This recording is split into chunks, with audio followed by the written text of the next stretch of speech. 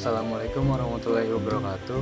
Nama saya Rizal Gustian dari jurusan Informatika 2018. Jadi di video kali ini saya akan menjawab soal ujian akhir semester mata kuliah Kecerdasan Buatan dan Logika Fuzi kelas 03. Oke, langsung saja. Di sini saya akan mereview sebuah jurnal yang berjudul Fuzzy Logic in Retrieval Systems Scholarship Acceptance Decision. Abstraknya itu proses pengambilan keputusan dalam menentukan hak untuk menerima beasiswa sekali subjektif, di mana ada beberapa mahasiswa yang memiliki kemampuan atau tidak begitu berbeda. Sangat dibutuhkan sistem untuk mendukung pengambilan keputusan yang dapat digunakan untuk menyederhanakan penentuan berhak penerima beasiswa. Yang kedua, latar belakang. Jadi latar belakang dari jurnal ini tuh, di setiap lembaga pendidikan khususnya universitas banyak beasiswa yang ditawarkan. Ada yang dari pemerintah maupun dari pihak swasta. Nah, untuk mendapatkan beasiswa tersebut maka harus sesuai dengan aturan. Kriteria yang ditetapkan tuh ada 3 ya. Pertama, IPK atau indeks prestasi akademik. Kedua, keadaan ekonomi keluarga, dan jarak dari rumah ke kampus. Oleh sebab itu, tidak semua mahasiswa mengajukan permohonan untuk menerima beasiswa. Hanya mahasiswa tertentu yang dapat dikabulkan permohonannya untuk menerima beasiswa. Di rumusan masalahnya, pada jurnal ini permasalahan yang sering muncul dalam pemberian beasiswa ini adalah sulitnya menentukan mahasiswa mana yang benar-benar berhak menerima beasiswa karena keterbatasan kuota yang disediakan dan banyaknya jumlah mahasiswa yang mengajukan beasiswa. Dengan mengetahui masalah ini, maka penulis akan membangun sebuah sistem pengambilan keputusan dengan metode yang sesuai dan dapat diaplikasikan di perguruan tinggi negeri maupun swasta, dan tentunya dapat memecahkan masalah yang ada. Berdasarkan latar belakang tersebut, maka penulis menengahkan judul Logika Fuzi dalam Sistem Pengambilan Keputusan Penerimaan Beasiswa. Nah, tujuan dari penelitian ini yaitu untuk memudahkan suatu perguruan tinggi negeri ataupun swasta dalam memilih manakah mahasiswa yang benar-benar layak untuk mendapatkan beasiswa dari perguruan tinggi tersebut, agar tidak terjadi lagi kesalahan dalam memilih kandidat yang memang layak untuk mendapatkan beasiswa. Metode yang digunakan pada jurnal ini tuh ada 3 metode yang digunakan. Yang pertama itu observasi. Observasi itu untuk pengamatan langsung di tempat penelitian terhadap objek yang akan dijadikan sumber penelitian. Yang kedua, wawancara, untuk mengadakan tanya jawab secara langsung dengan pihak yang terkait.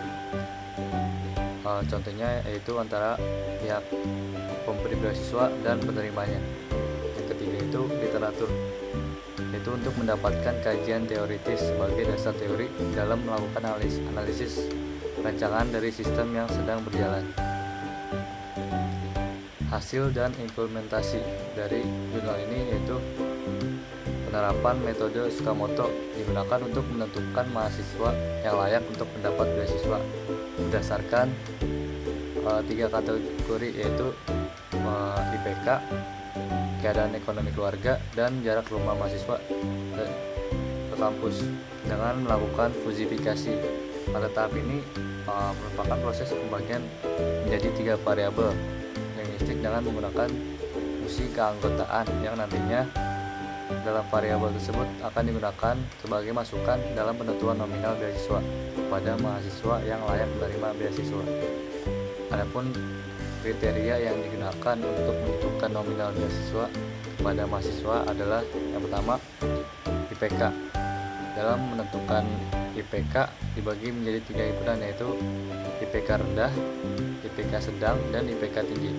Jadi di sini terdapat sebuah variabel yang nomor 1 ini ada IPK rendah, yaitu dari 1 sampai 2,5.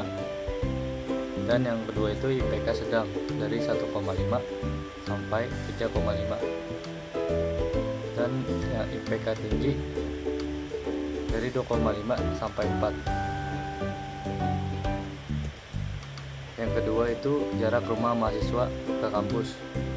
Dalam menentukan jarak rumah mahasiswa dibagi menjadi 3 himpunan, yaitu jarak dekat, jarak agak jauh, dan jarak jauh. Penilaian jarak rumah mahasiswa berdasarkan jarak terjauh dari universitas. Di sini menggunakan Google Map dalam satuan kilometer. Jadi ada 3 variabel, yaitu yang dekat, agak jauh, dan jauh. Yang ketiga itu berdasarkan keadaan ekonomi keluarga. Dalam penentuan keadaan ekonomi keluarga dibagi menjadi 3 himpunan, yaitu ekonomi tidak mampu, ekonomi agak mampu, dan ekonomi mampu. Adapun penilaian keadaan ekonomi keluarga mahasiswa harus menyertakan surat keterangan keadaan ekonomi keluarga dari kelurahan yang dapat dilihat seperti variabel berikut, yaitu kurang mampu itu tidak mampu dari 1000 sampai 2000. Untuk yang agak mampu dari 1500 sampai 2500, dan yang mampu dari 2000 sampai 3000. Analisis yang dihasilkan dari jurnal ini yaitu nilai kelayakan nominal beasiswa yang diberikan. Untuk menentukan kriteria penentuan nilai kelayakan nominal beasiswa dapat dilihat pada fungsi keanggotaan variabel. Nilai kelayakan nominal beasiswa terdapat pada gambar berikut, yaitu sedikit sampai banyak. Nah, di sini ada ketentuan dari R1 sampai R8 dan seterusnya. Jika IPK rendah, jaraknya dekat, dan tidak mampu, maka beasiswa sedikit. Yang kedua, jika IPK rendah, jarak dekat, dan agak mampu, maka beasiswa sedikit.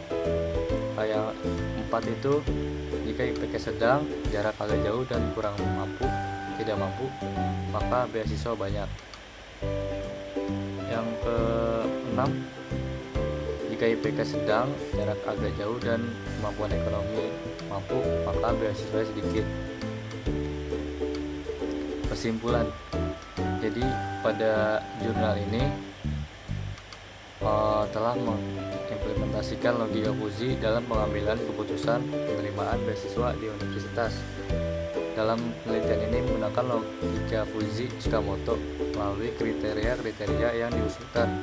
Pada penelitian ini ada 3 kriteria, yaitu IPK atau indeks prestasi kumulatif, yang kedua jarak rumah mahasiswa ke kampus, dan yang ketiga keadaan ekonomi keluarga mahasiswa. Nah, keluaran output yang dihasilkan dalam sistem ini adalah besaran nominal beasiswa. Jadi bisa disimpulkan bahwa terdapat mahasiswa yang mendapatkan beasiswa sedikit, sedang, maupun banyak.